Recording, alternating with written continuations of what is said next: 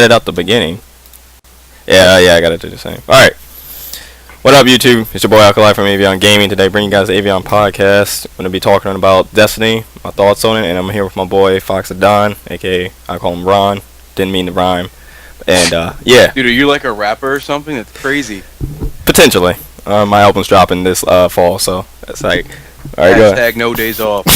What's going on, guys? This is Fox of Don, and I don't really have a title for this series that I want to start. I've always wanted to start a podcast, but I don't have a name for it. I don't have a consistent schedule. I want to make sure I can get guests on it, maybe weekly or monthly, depending on how often I do it. So right now, it's just going to be my first impressions on Destiny here with my man, Breton.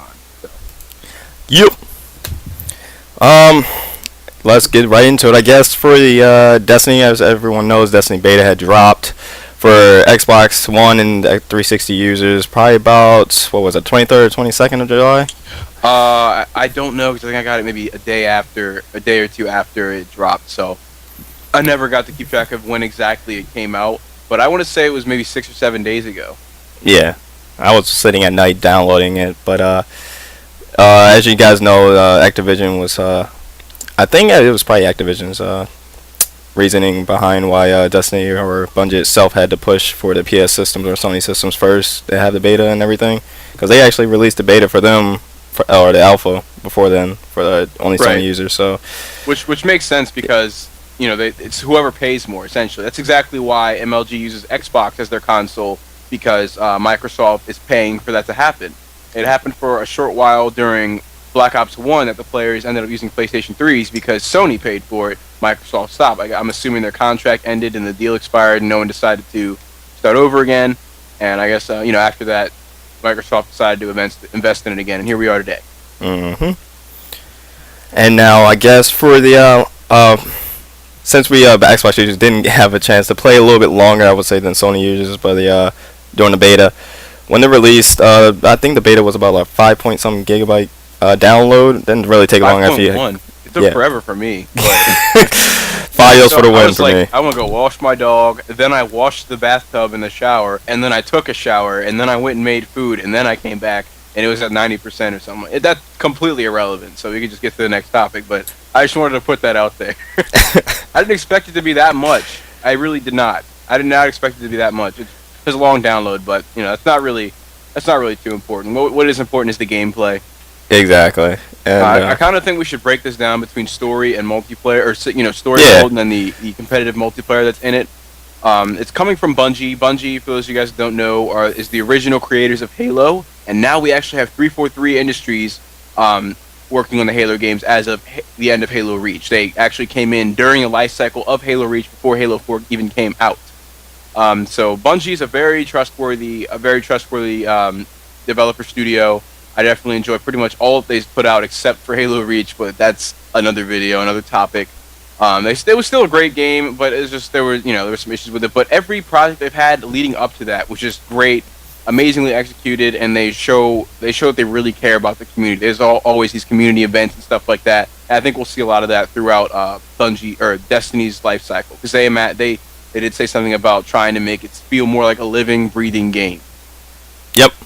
I love their interaction with their fans and everything. That is really great. As developers, you want to reach out to your fans and keep them wanting to play your games all the time. So I support Bungie straight up since the Halo trilogy. So I trust them completely, and I love what they're doing and what direction they're heading into. And I love the story already for Destiny. I gotta say, the story is really great.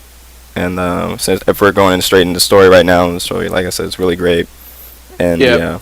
For me, I didn't really feel too compelled by the story. I really enjoyed the cutscenes and everything. They were beautifully designed and everything. But one gripe that I constantly had was I hate the silent protagonist. The main character now, just in any games nowadays, the main character is always silent and lets everyone else talk for them, or some kind of trustworthy companion always speak for them. Yeah. And I don't think that removes me from the game. Like, why am I some mute idiot in a living, breathing world, But I have the thing, Ghost, the little AI that follows you around. He was always talking, and he knows more information than you right at this point, so he's just kind of cluing you in. So I kind of see that, but I hope throughout the story you're not probably the silent protagonist. That would kind of be I can see your point on that.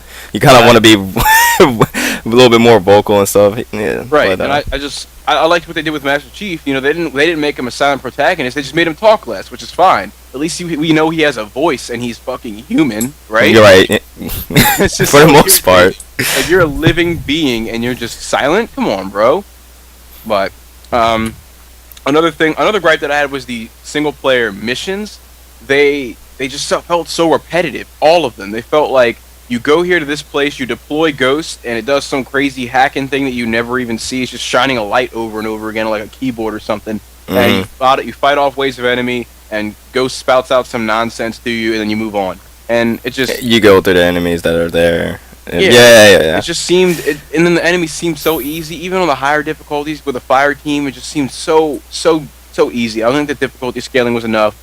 The enemies themselves is something I want to get into. They don't seem to have a fighting style. They just kind of charge at you, which just spam. Whatever weapon or they have, they just kind of kind of feel limited. They don't have really creative aspects to them, like what they could use on you. Like, I mean, your occasional little fire, like, I mean, some enemies have the blasters, you know, the freaking cannons on them, or just regular guns, or they just run at you and try to knife you. Like the one of the enemies, I believe, is called the Hive. I think it was like the third or so mission during the story mode, or where the Hive, they live in the darkness most of the time, and they just, one of the enemies, like little grunts, I guess you can call them, since they just run at you aimlessly with their head cut off. They just swing at you, really, but they do a lot of damage if you weren't high level. But that's unexpected coming from Bungie, because, you know, the first four games that came out for Halo, 1, 2, 3, and then Reach, they had perfectly defined enemies like the Elites, the Jackals, and the Grunts. You knew what they were going to do. They fought strategically. Even if you knew what they were going to do, it was so hard to beat. Like, the Elites took advantage of the fact that they had... Sorry, my glasses are bent. My glasses are bent, and it's fucking killing me because I'm staring at myself right now. Anyways, the Elites, they took advantage of the fact that they had shields. They would duck in and out of cover. You know, if their shields went down, they would ask for help. They'd try and throw grenades. They'd start meleeing you because they knew their melee was stronger than yours. They had the Grunts where, you know, in order for you to defeat them, it was different from defeating Elites. You couldn't just spam shots into their body and then shoot them in the head. That's a waste of ammo. With the Grunts, you just try and aim the head with a precision weapon like the Magnum or the BR or the Sniper or the Carbine. Right. But in this game, it just seems like all the enemies can be dispatched the same way, just from a distance with any one of your guns in any particular way. It didn't really feel like there was much of a challenge or a strategic way of going about it. Just hold the right trigger or pulse the right trigger, depending on what you have, obviously. And it was just too easy for me in general. It didn't feel like there was much strategy to it, except for the multiplayer. The multiplayer was fun, but of course. We'll get into that.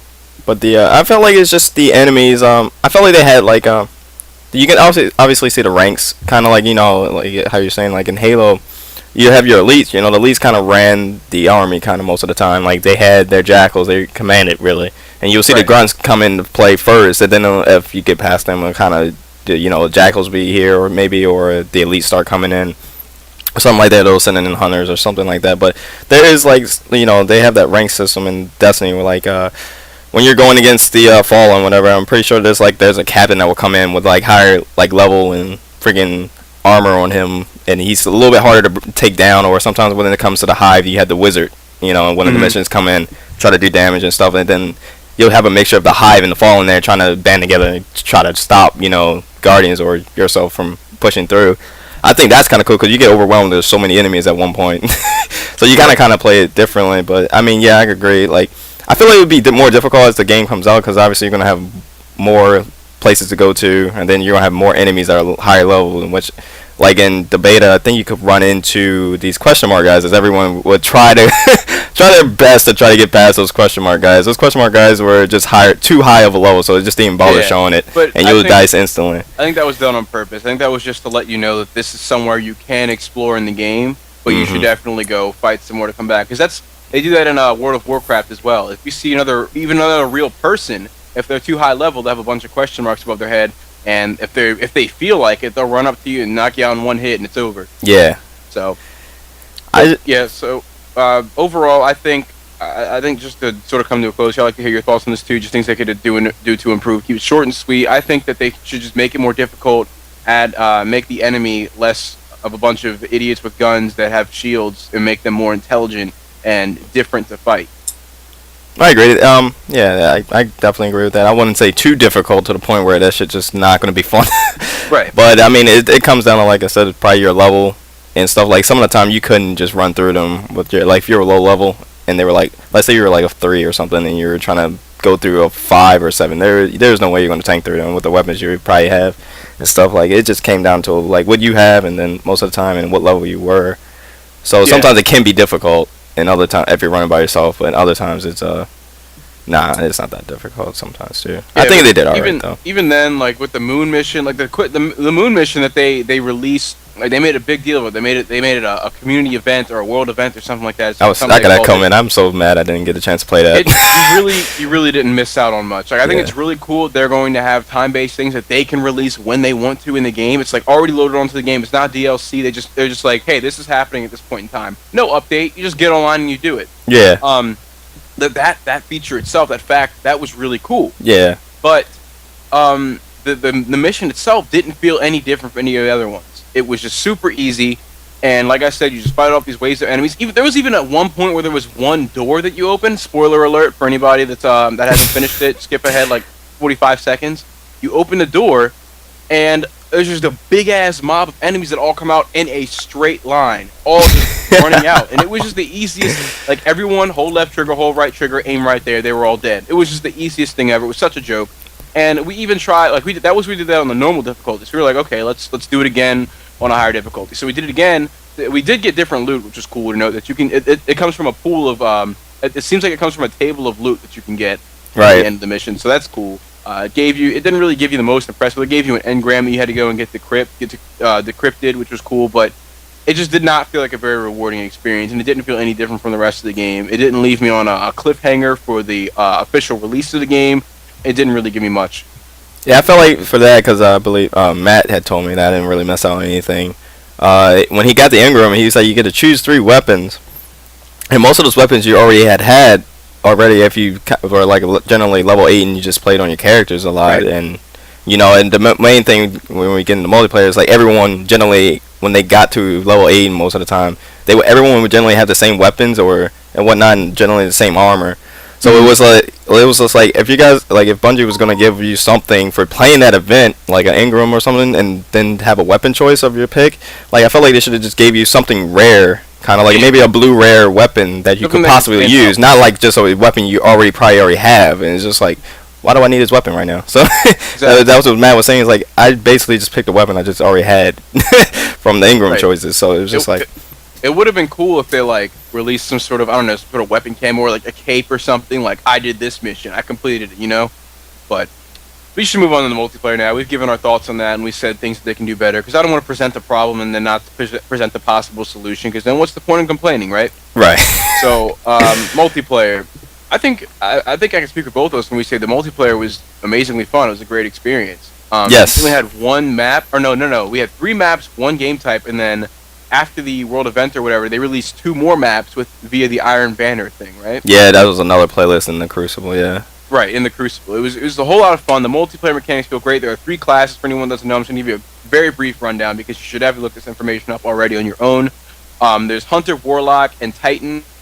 A Hunter, you get the only difference that I noticed was your super. Are there differences in the stats between the 3 classes? Do you know? Yeah, definitely. Titan gets I believe more. the Hunter, he's more. Let's see, you got your armor and then your speed and recovery. I believe his speed is a little bit higher than the Warlock and Titan.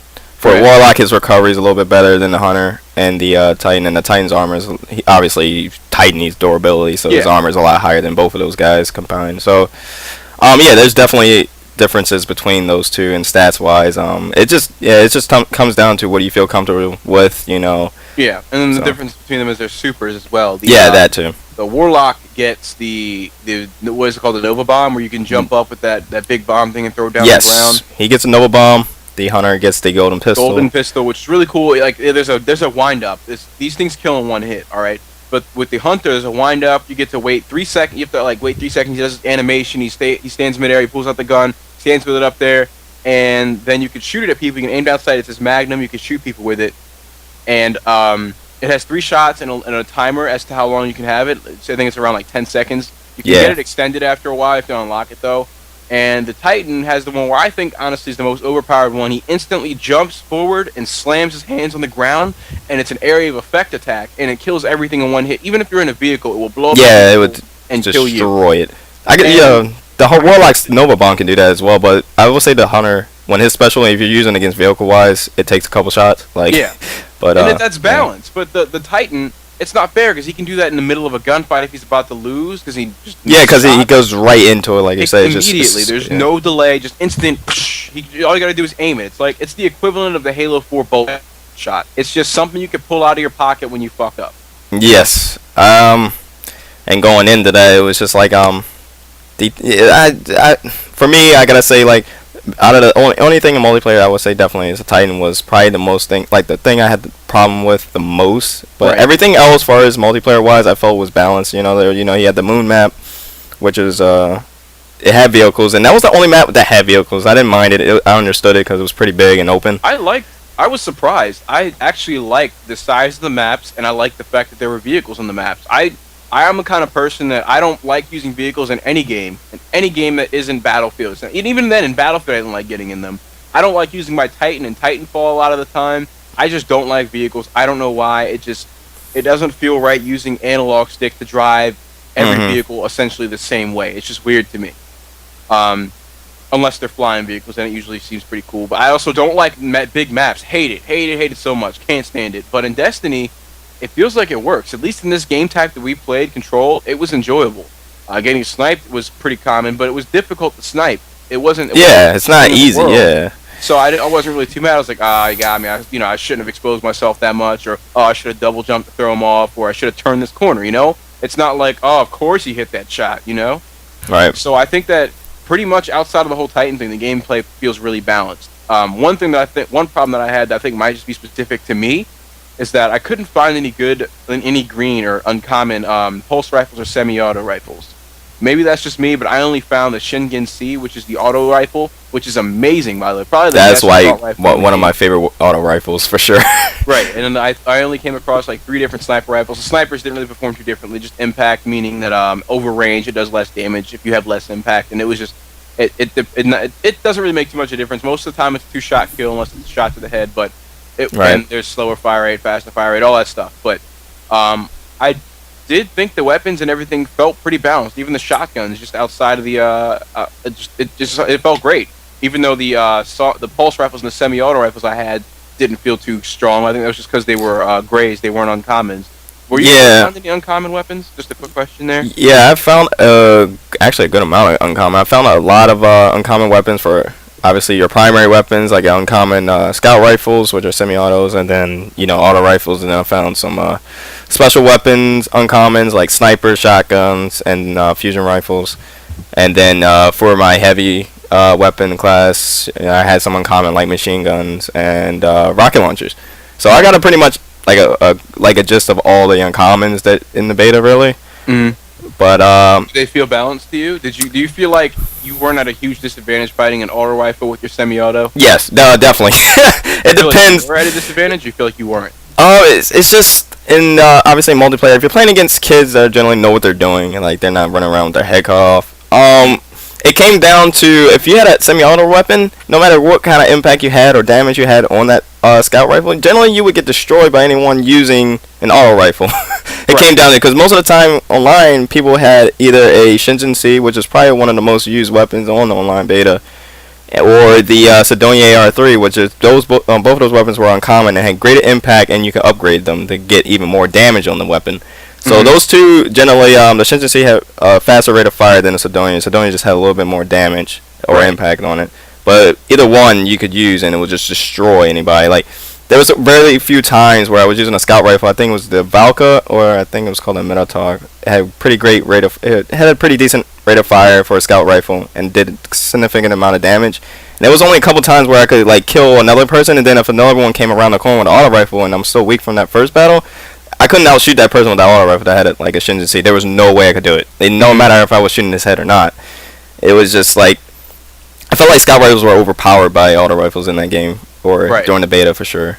Yeah, I can't really speak on that because I didn't get the chance to get any of the better auto burst or pulse rifles or semi-auto rifles. But one thing I do want to talk about is the heavy weapons. I was so surprised at how well they balanced that. They are very, very strong, very powerful weapons, but you have to pick up the ammo on the map. You start off with 0 ammo in your heavy weapon and little ammo in your special weapon, which is your sniper rifle. Right. Or your focus rifle, whatever you're using. And for an easy tip for everyone, guys, when the game drops, pay attention to your time, like the time the game starts and everything, because heavy ammo, like Ron was saying, or Fox, it comes up, it comes up like you have to pick up the ammo. You don't start with ammo in your heavy weapon. It comes up every 3 minutes in the game. So the game clock time is 12 minutes. So the next one would be 9 minutes when the game continues. Good math. Great job. That was very good work. I'm so proud of you.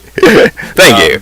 I try. But yes, it's 3 minutes. So I think that what they should do with that is it's great that they have it set every 3 minutes. It feels very Halo-esque. Like you have to fight for something that's that powerful. You can't just get it.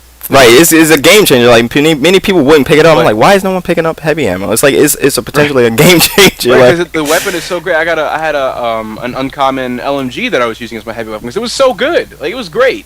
But I think that what they should do is the locations of where these heavy ammo drop should be more in the middle of the teams instead of randomly throughout the map. Right. So the positions they were at, it was just like, oh, obviously they're gonna get that one. It spawned on their side. Now they're gonna overthrow our A flag. That's stupid, They were placed all over the place. And if it's picked up by the right intelligent person, they could just mow down anyone. If you have great map awareness and you know where people are at, it's over. You're getting it. So I think that would be more fair to make people fight for it. Put it in a more meaningful position instead of just randomly throughout. There are obviously certain spawn points that they have, but those spawn points should be easier to contest by both teams.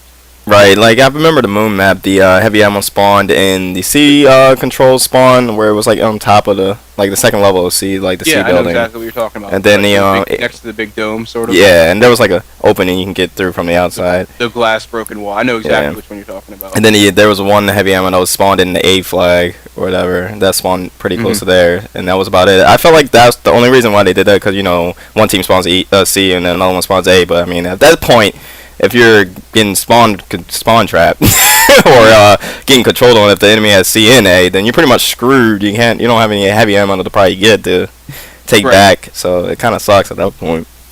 But I think that they did very well with that as well. I don't think they did very well with that. I didn't mean to say that was a bit of a brain shit for a second, but I sort of see the logic. I guess maybe they're thinking it spawns on a static timer every 3 minutes, so if you know that it's coming up here, why don't you just go push a flag where it's going to spawn? Right. But at the same time, the other team's going to be protecting that flag, definitely. 9 times out of 10, they're definitely, like, every time. So it's like giving the losing team the golden gun from 007, Mm-hmm. From GoldenEye. It doesn't make sense. I felt like it's probably better location for sure. Mario Kart, essentially. That's what it reminds me of. God damn, the blue shell, man. That thing was, oh my god. Right? Sought out the first place dudes instantly. Right. So, yeah, I think overall it's pretty balanced. I think the only 2 changes that I would make is to nerf the Titan slightly, because he already takes more he can already resist more damage than the other classes. And he has that instantly castable super. So just nerf those 2 things in some way. You don't even have to take away from his thing destroying vehicles in one hit. Just put a delay on it. Put an animation where he has to like charge up or put his arms out or something instead of just him immediately jumping forward and right, because like I was saying, like the Warlock, he can destroy vehicles with no blast, but it kind of is a slow thing. Like when he fires, it's not that fast as it comes out of his hand. Like it's pretty slow until it gets to its destination a little bit. Mm-hmm. But and you have to lead it as well. It's another thing which you have to be really accurate to hit the vehicle. Exactly. On top of that, it still destroys it, but he's like he's so vulnerable in the air on top of that, so you can get shot at by that vehicle. You can take it down, but you'll probably die. Unlike the Titan, you'll 9 times out of 10 pretty much kill the vehicle and be completely fine after destroying it. Generally, you should be. So I think the general thing we want everybody to walk away with is that we like the game. We just have a few gripes with it, of course. I think that's the purpose of their feedback of their beta and alpha was, aside from stress testing their servers, which was the main thing for most betas, is they want to take community feedback on the game and make tweaks and changes that they didn't expect people to just outright hate when they were making the game. So hopefully, the right person sees this, and hopefully you all agree and sort of try and be more vocal with your opinions. If you disagree, tell us why in the comments. Like the video if you enjoyed. Like the video if you hated it. And if you hated it, just tell me how ugly and stupid I am. Feel free. I hope you guys enjoyed the video. Britt, do you have anything you want to say? Guys, I suggest, I would say Destiny's probably one of those games for sure it's worth picking up a new gen for. Like, there hasn't been really a game that is worth picking up a new gen for. I would definitely say Destiny is. Definitely pre-order Destiny, whatever you have to do, pick it up. It's a great game by Bungie. Bungie is great developers. They listen, and they're really trustworthy. You can't going like being part of Bungie's or playing their games in general. It's just I just noticed that they just do a outright bang up job on their games. Like they just do so well. I wouldn't suggest pre-ordering. I don't suggest pre-ordering anything nowadays. Because when was the last time you went to buy a game and saw they were out of stock? The only time I would suggest pre-ordering it is a couple weeks ago so that you could get into the beta. That's really the only thing that would tempt me to pre-order something or buy something is if I'm actually missing out on something. I mean, they have some bundles and everything they're gonna have for it. I mean, I pre-ordered it just because it's that way I have my copies. You definitely plan on playing the game. Like if it's just that's something you're 100% going to do, go for it. But I don't want to put my money in someone's pocket when they haven't given me anything yet. Which is why I think a beta counts as giving me something, so I can provide feedback and actively be able to change something about the game. But I think we're getting the video here. At least mine. I don't know if you want to continue, Britt, but I'm probably gonna be in mine here too as well, guys. Just want to get my thoughts on Destiny beta and everything like that. I'm really stoked for this game, as you guys can see and everything. I believe Fox here is also, he's really stoked for it as well. Like everything about this game, like I said, is just great. So you're gonna see a lot of content from Avion Gaming itself, and I'm pretty sure Fox and Don's gonna be uploading a great amount of Destiny footage as well. And we're gonna be giving you guys tips and everything to help you guys as the game, during its release and so on and so forth. So and you guys know how my Fox Logic series goes. It's gameplay. I edited a bunch and put slow-mo clips and all sorts of stuff, explain it, and pretty much just break down gameplay in that Fox Logic series. So go ahead and check that out. But I'm gonna go ahead and end the video here. Thank you guys for watching. I hope you enjoyed, and I hope to see you stop by the stream soon. Link is in the description. See you guys. Yep. See you guys. YouTube. Love you guys. I'll catch you guys later. Give this video a like and a comment. It's your boy Alkali from Avion Gaming, y'all, and I'm out.